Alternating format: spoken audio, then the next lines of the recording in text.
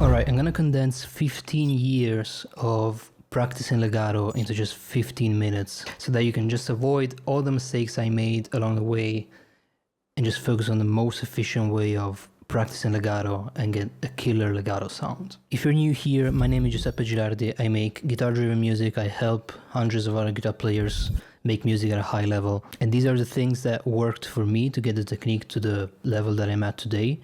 And also worked for, like I said, hundreds of other guitar players who were able to level up their playing with the same tips. So if it worked for me and it worked for them, it's gonna work for you too. So make sure you watch the whole video, make sure you take notes, apply, please implement what I'm about to tell you. This will literally save you years of practice.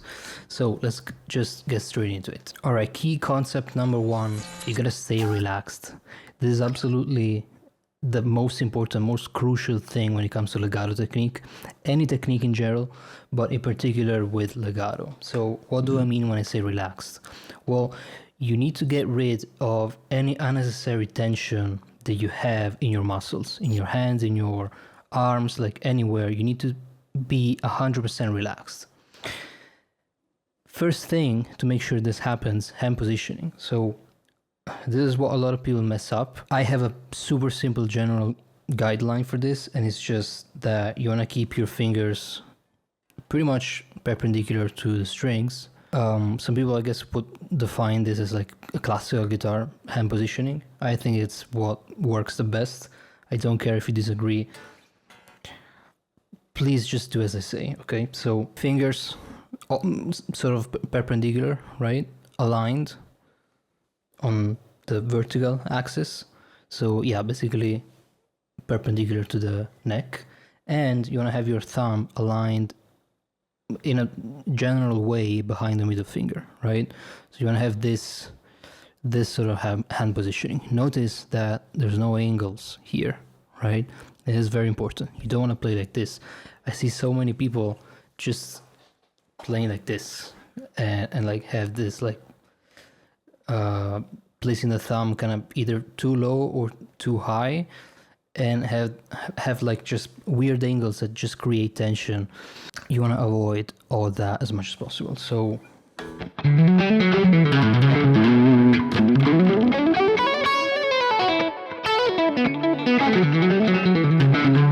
by the way, if I'm looking over there, it's because I have my monitor over there, so I want to make sure I'm focused. But you can see that this is basically how my hand will look like the majority of the time. Of course, if you're gonna transition to a more like blues or rock style, you see that my thumb kind of goes higher on the fretboard, and so, but you're not necessarily gonna play like wider intervals or like scales with this position, right? It's mostly pentatonic scale. So yeah, you want to, if you're playing a closed position pentatonic scale, this is fine. But if you're playing larger intervals, this is gonna work a lot better. Just trust me on this. I've spent so much time on this, and ultimately this is what works best for me and for all the other students that I work with. So once you have the hand positioning in place, and once again, make sure your wrist is not making weird angles. Make sure there's no tension here in your forearm, in like your tendons and stuff, so that you can just play with while staying as relaxed as possible, right? And make sure you keep that in mind. Second thing is going to be the pressure that you put onto the string, right? And this is also a super beginner mistake that I see like all the time. People just press way too hard. You don't need that. So as a reminder, just start from no pressure at all. So this is zero pressure. Obviously, there's no real note coming out. And so gradually from there, you apply more and more pressure until you get to the note that you want to play, right? And you'll be absolutely surprised how little pressure you need, how little energy you need to actually make a note sound clean. That's it. This is like super. I'm barely pressing on a string. Of course, I also have a super low action, but on electric guitar in general, like, you don't need a lot of pressure. And so once you have the hand positioning in place, once you have the amount of pressure in place, you have to maintain that as you practice, right? This is another super common mistake. Like, you put these things in place and then you start playing, you start playing, trying to play faster, and you forget about all this as you play, or you can't pay attention to these aspects while you play, which is why you need to practice just easier stuff and at a slower speed, right? So just major scales is usually what I go for. Any pattern that you want, even just like whatever exercise you want, but it needs to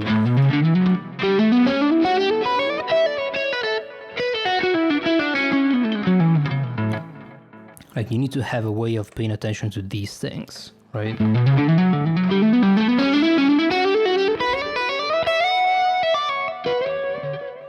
Right, and so this is going to be absolutely key. You need to just obsess about these things, make sure you remember all these aspects, and make sure you focus on this as you practice. So slow practice, doesn't matter if you, at this point, if you play with a metronome or not, you really just need to pay attention to just stay as relaxed as you can. And this could be already too fast, so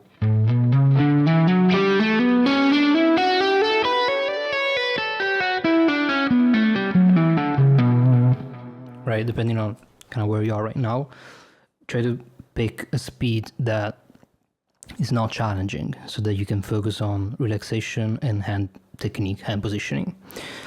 Right, so this leads us to the second key concept, which is that you have to always be in control of your motion. So each little motion that you do with your fingers, you need to control that. And it's particularly difficult when you get to the ring finger and pinky, right?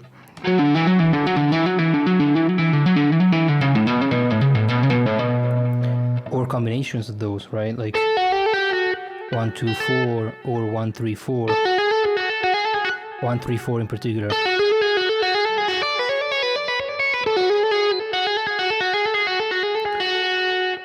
I see so many people just go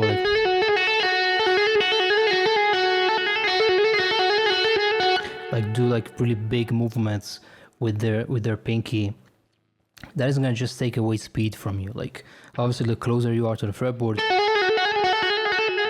the easier you can, sound clean and also play faster, right? And so I think it's key to just be in control of each movement that you're doing, right? There's a bunch of exercises that you can do with this, but the best way is really to just focus, right? I recommend isolating each motion and literally just practice something like this on each string.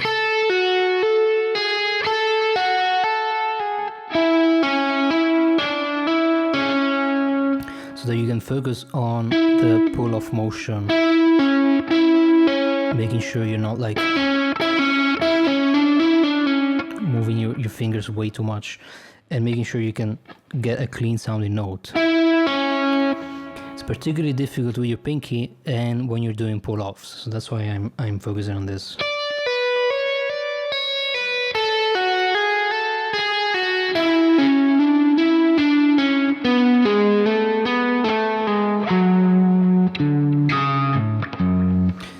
right? So yeah, just control of each motion, and especially when you do faster lines. If you notice that you lose control, like this is still fairly controlled, right? Which is why it sounds clean and I can play that fast. But let's say this is causing you issues right now. Well, it might be that you just don't have that control, right, of each finger, of each movement that you're doing. So you need to slow down tremendously. Like you need to practice like,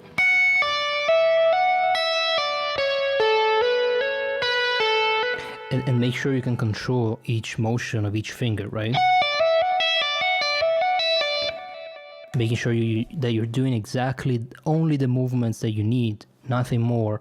Just economize each motion as much as possible. That will get you to sound cleaner, because obviously you hit other strings less, causing less string noise. And it's going to be easier to bring up to speed because you have less movements, and you can scale the speed a lot more if you move less, if that makes sense. All right, once you have these basics in place, these foundational elements in place, now it's start to apply legato to a more musical context, right?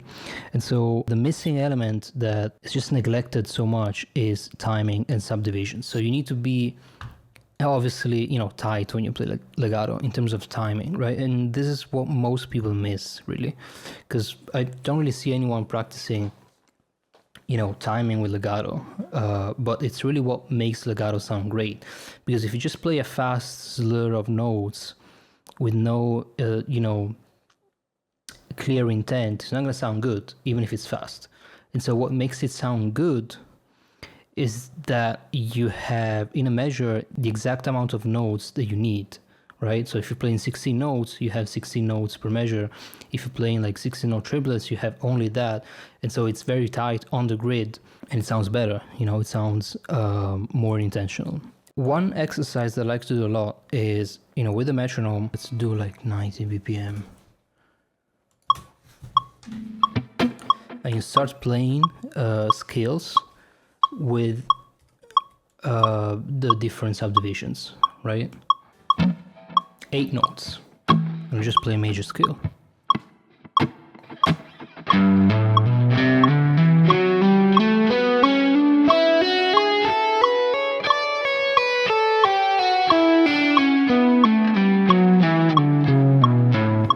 Right? I think I played like change scale a couple of ways through the run, but doesn't matter. No choice here doesn't matter. So you need to just focus on playing 8 notes, right? Sounds easy, but it's not, especially when you go into 16 notes, triplets, and other stuff.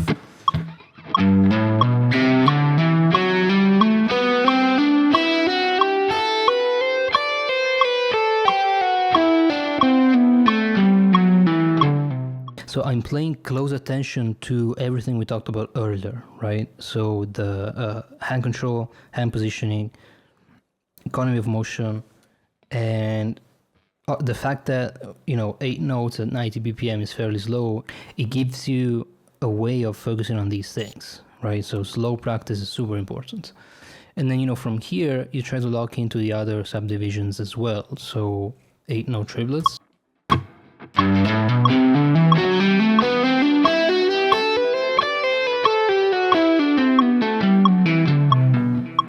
And already we're gonna start noticing something here.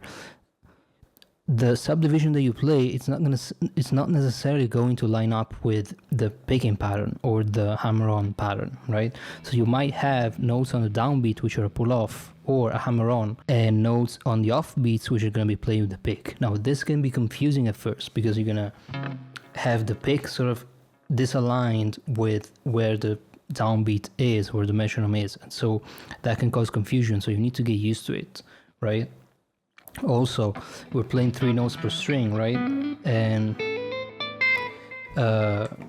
if you're playing a group of 4, obviously that can also cause confusion. So you need to get used to all these different patterns, all these different scenarios where you have different notes on the downbeat. You need to get used to that so that you can play whatever subdivision, whatever group of notes, whatever pattern you want in any subdivision at any tempo, any speed. and with just any pattern on the guitar, right? So it doesn't matter if you have a pull off, or if you pick in certain spots instead of others, you're gonna still have that awareness of the subdivision that you're playing, and so you're gonna sound a lot more tight timing wise, right? And so, for instance, let's do 16 notes. If we play a 3-note per string pattern in 16 notes, it's gonna feel very weird, right?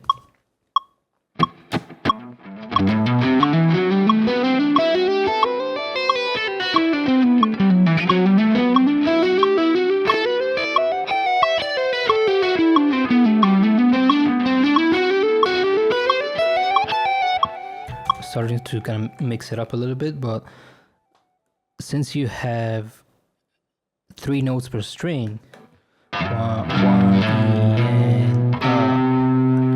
gonna actually have a picked note on the last 16 note of beat 1, and every time it's gonna shift, right? So it's just something you have to get used to. I think it's very important to separate the pattern from the subdivision that you're playing, so that you have the versatility of playing, like I said, at any subdivision, at any speed, and you're gonna always know where the downbeat is. So extremely important. Make sure you practice, go through all subdivisions at different tempos. This will also give you the ability to take lines and patterns that you know and play them in different contexts, because if you learn a line in 16 notes, you can basically play the same notes, the same line in a different subdivision, and you're going to be able to do that because you're used to just separating a pattern from the subdivision, right? And so it's a skill that's going to be extremely important for just your vocabulary overall. So you can take a pattern, take a line in one subdivision, use it in another, maybe at a different speed, maybe even in a different key, right? So that from one line you have the ability to, play the same thing in a different context, which is extremely important. I guess continuing on this topic, there's going to be another cool thing that can really help you with just legato lines, which is chromatic notes, right? Chromatic passing notes. Now, there's a bunch of ways you can add this to your lines. Basically, the idea is that you want to just put a note in between other notes. Like, it's really that simple. For instance, if we take B minor, I can add a passing note in between.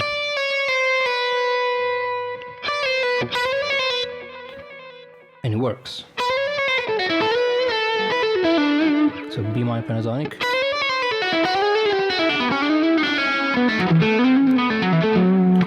You can do that pretty much on every string.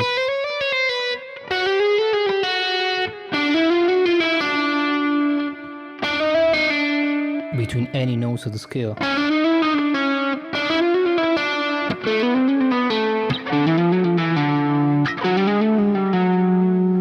Right, so you find all these spots where you can add the chromatic note. It has to be between two notes of the scale, two notes which are already in the scale, right? So between these two, or between these two. These two. It's not gonna work if you do the same pattern here. It's gonna be between these two. This is not in the scale, so it needs to be here. So we're gonna do it differently. Let's say on the G string. For this reason, right?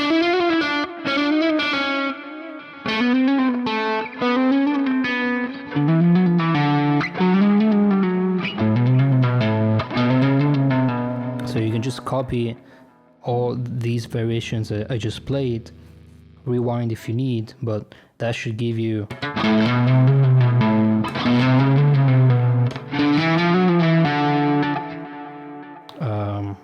we can't really do it here, so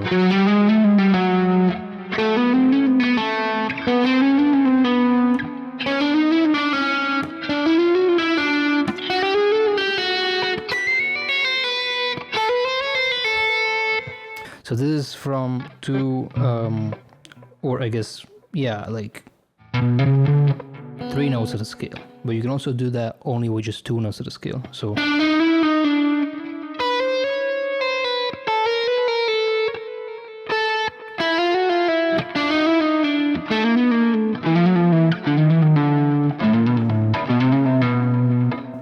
it's a little bit more limited, but if you combine all these variations that I just played, you have a bunch of patterns that you can use and, you know, easily apply with any sort of pentatonic scale line that you have, right?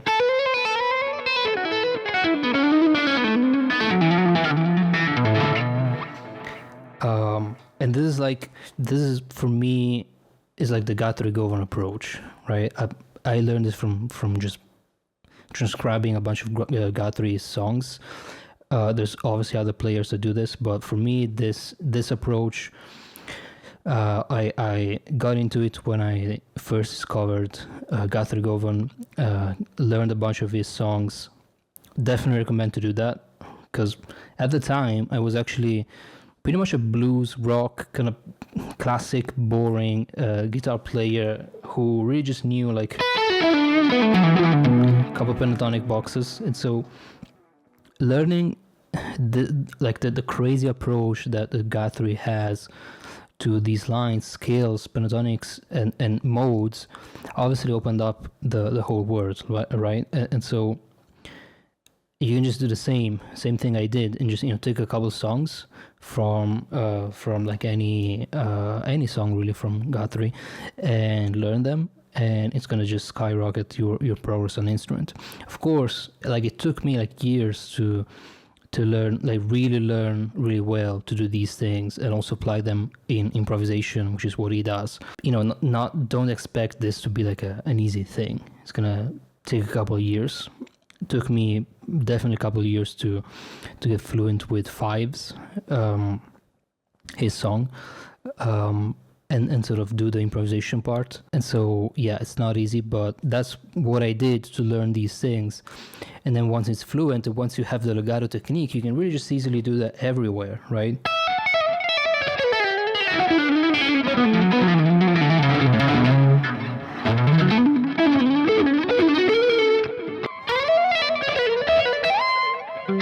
Especially if you put like the random bend all of a sudden. Anyway, yeah, it's just I haven't been using these things a lot lately, so anyway, it's just chromatic notes. There's really no science about this. Same thing with outside playing, like it's just random, so you don't have to overthink it too much. And of course, everything we talked about earlier is going to apply to this. So if you don't have the previous steps, obviously you're not going to be able to play chromatic legato lines, right?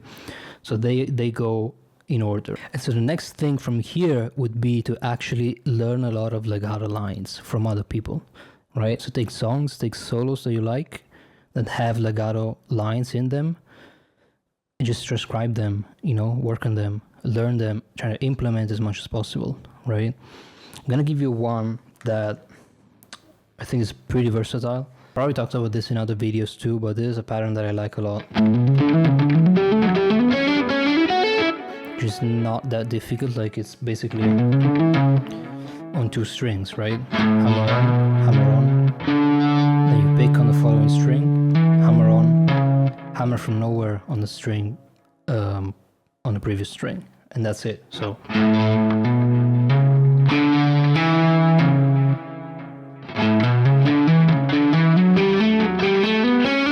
you just repeat it following the scale.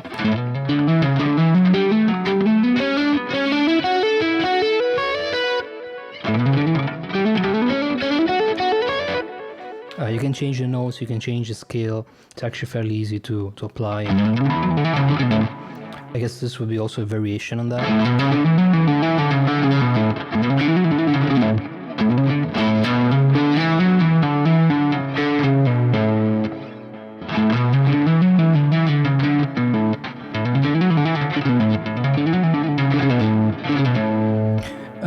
I like to also mix up legato with other techniques, which is actually the next point that I was going to make, because it's going to help you with avoiding like too much picking. Because if you add too much picked notes in your legato lines, obviously it sounds less fluid, right? So the way that you can mitigate that is by using economy picking or hybrid picking to hide the pick attack even more. So in a line like this, what I'm doing is I'm obviously playing, you know, a downstroke on the first note, oh sorry, in the first string, and then another downstroke on the following string. And the rest is just hammer-ons, and then I do 2 consecutive upstrokes here, right?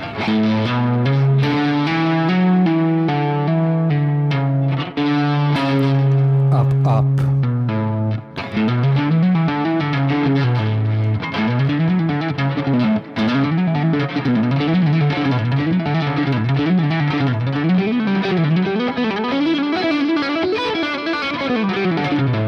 So all these string transitions, I'm all doing 2 consecutive upstrokes, right?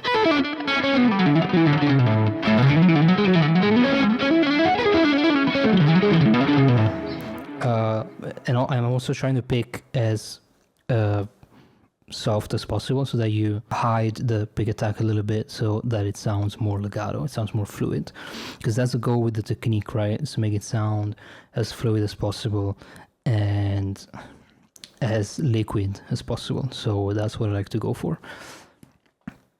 You can also do that with hybrid picking. So going back to the previous example, one way I like to play this is, you know, you pick the first string, middle finger pluck on the following string, and then hammers from nowhere.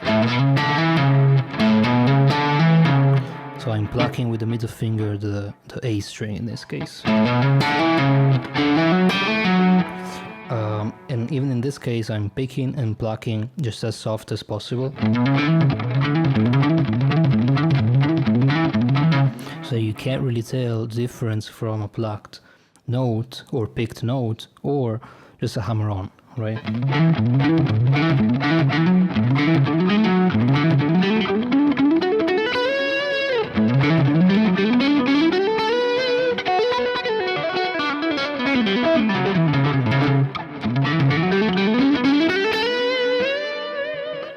Using hybrid picking and economy picking to hide the pick attack, so that in combination with legato, with a good technique, it's going to give you that fluid, liquid sound that most likely you're after if you're looking to learn this technique. And so this is pretty much everything I've learned in 15 years of playing guitar and working on legato. Hopefully this will save you time, will make you work on the right things from the beginning.